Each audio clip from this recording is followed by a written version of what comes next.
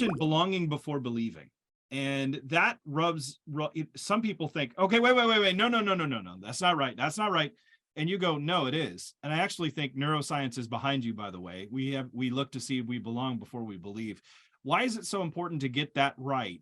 And how have we perverted that, and what results have come because of it? Yeah, so if our understanding of believing is not just a few facts about the death and resurrection of Jesus Christ that we'll give some intellectual assent to, but it's actually a whole new order of life. It affects everything. This is what believing means. It doesn't mean I've believed something and now I've prayed a prayer to confirm it, but it actually means my whole life is invested in this new thing.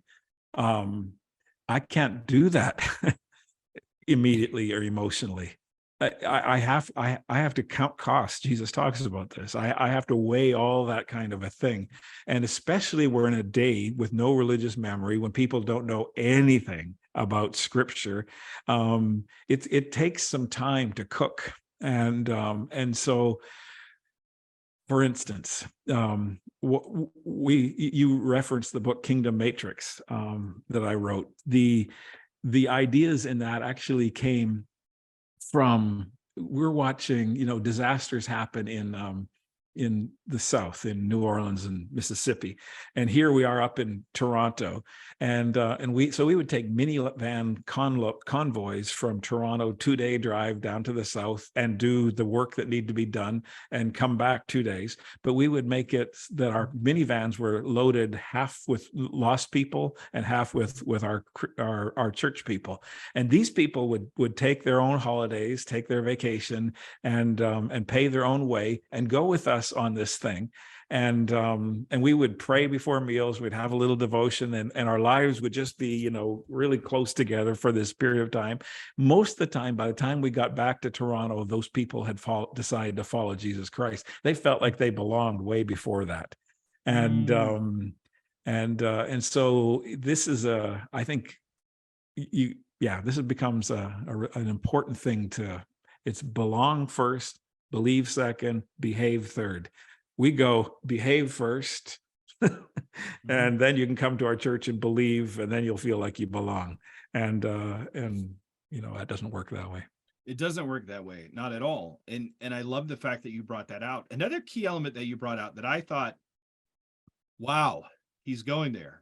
You allude back to the Middle East. You start off the book in the Middle East with this character Omar, who becomes known as Yeshua, as he goes from being a refugee in Atlanta and then goes to Philadelphia. And then he ends up being a part of this kingdom movement and ends up returning not back home, but to Iran, where his family has relocated. He didn't know it.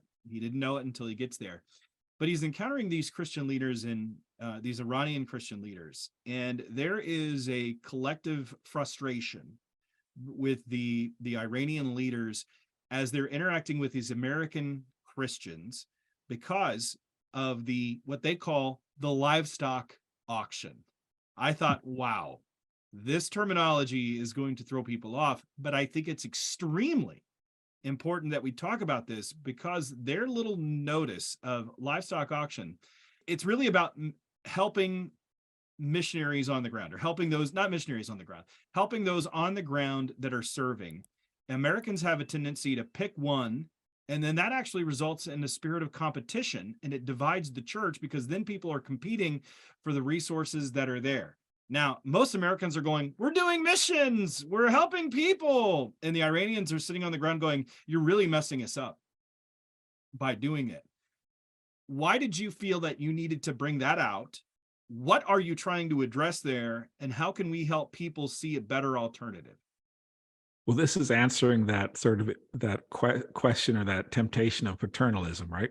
Mm-hmm. So we have a picture of what needs to happen. Even though we've never been to Iran before, we're coming from our churches with an idea of what needs to happen. We're ready to do that. So we have an image of the kind of person that we need to find, because we already know what they look like because they look like us, and so this just happens. I mean, if you've been around the world and seen, what we've done in many cases, there's a book written called When Helping Hurts.